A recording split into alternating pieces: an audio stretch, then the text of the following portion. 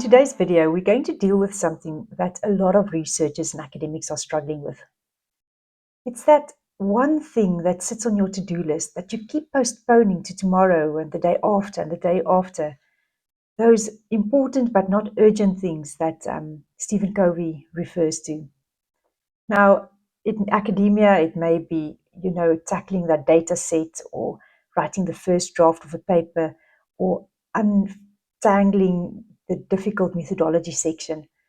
But there's a technique that you can use, and if it becomes a habit, it's really going to be profound in your productivity. Let's see what it's all about. The technique I'm referring to is called Eat That Frog, and it just means that we need to tackle our most difficult and most important task first thing in the morning.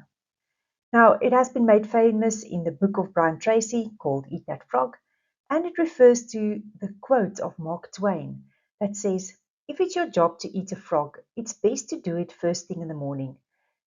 And if it's your job to eat two frogs, it's best to eat the biggest one first." Now let's look at the science behind this technique. Why would you want to do the most important and the most difficult thing on your list first thing in the morning? Well, the first thing is, and this is research in productivity and cognitive psychology, is the willpower depletion. The social psychology model by Baumeister refers to it as ego depletion, and it defines it as a reduction in the self's capacity or willingness to engage in volitional action caused by prior exercise of volition. Now, this sounds very complex.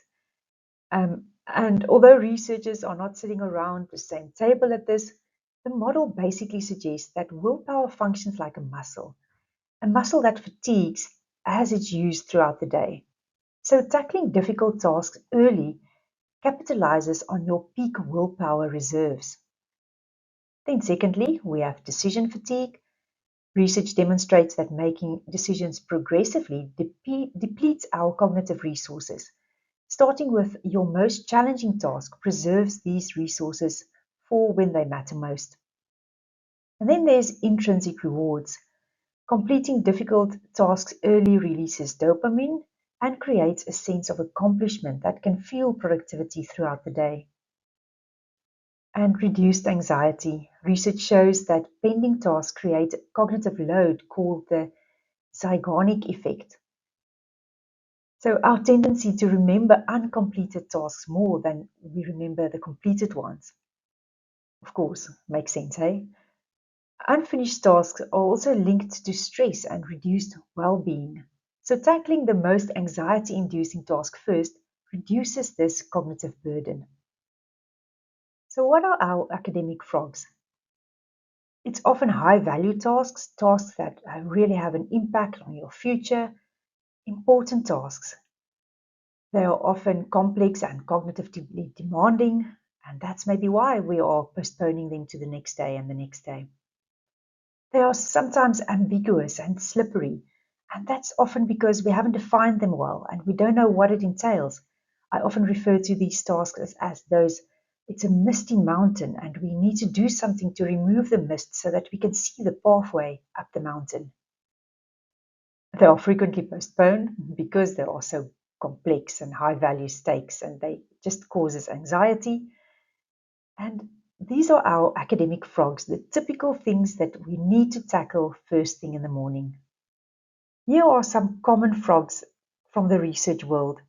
Writing that first draft, starting from a blank page is sometimes so daunting, and we tend to just postpone it because it's misty. We don't know where to start.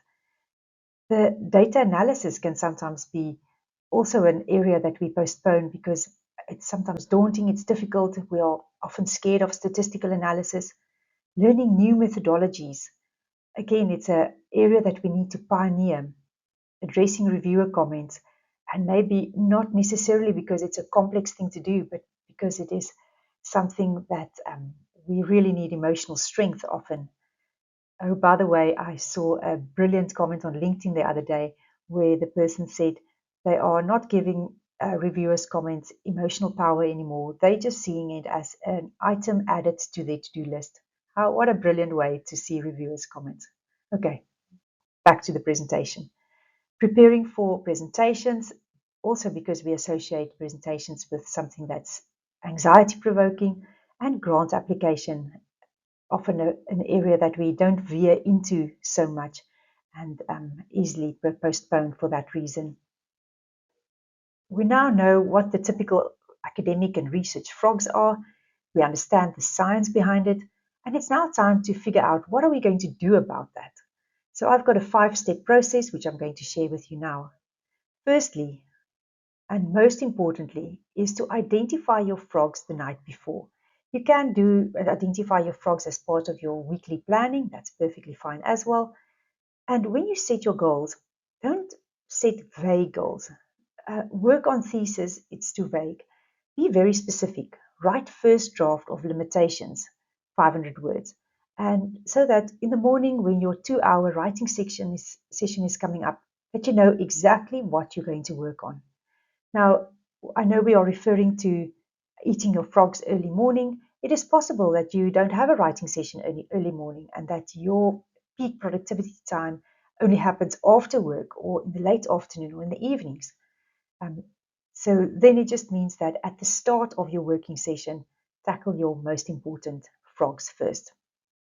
Now that you know which frog to tackle, it's time to prepare your environment. Eliminate all distractions, put a notice on your door, switch email and phone notifications off. Prepare your physical environment, clear your desk, close all other browsers on your desktop, and make sure you've got a specific time slot available. So make sure that there are no distractions within that time slot or any other requirements from you, and notify those around you of your time slot. When your time slot arrives, when it's time to get going, start immediately. No faffing around. You've already prepared your environment. You've done your planning. You know which frog you're going to tackle. Dive in. If you still feel a bit of resistance, set your clock for 15 minutes and tell yourself you are going to work on this project for 15 minutes.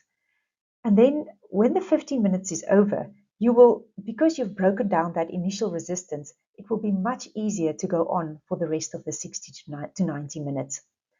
Some people even set their timers for 5 minutes just to get over that initial resistance to get going. And then, most importantly, celebrate completion.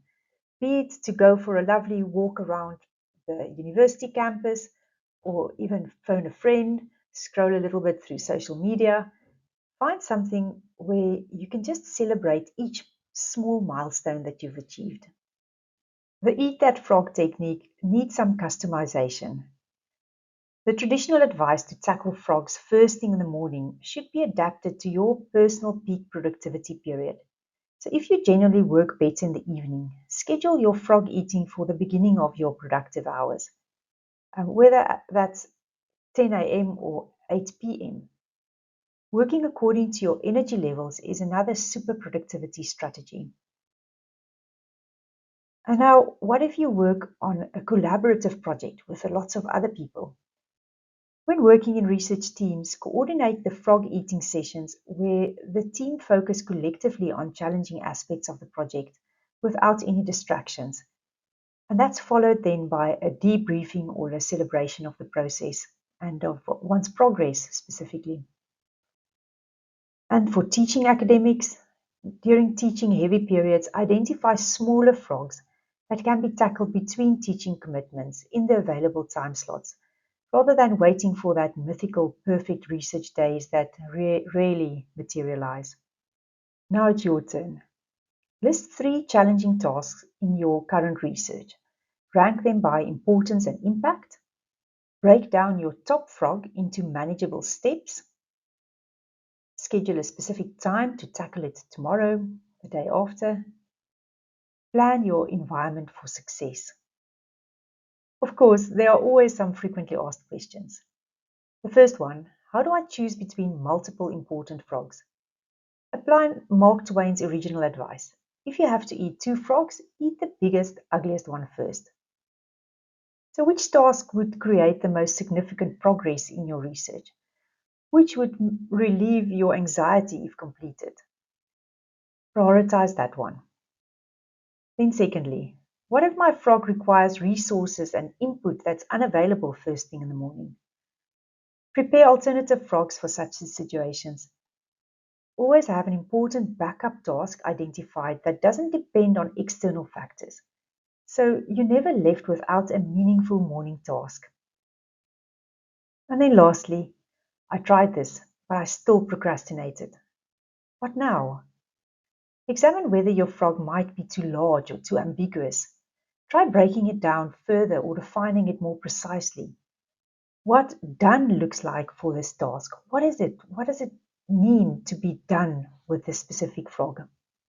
Sometimes procrastination indicates that we're unclear about what exactly needs to be done.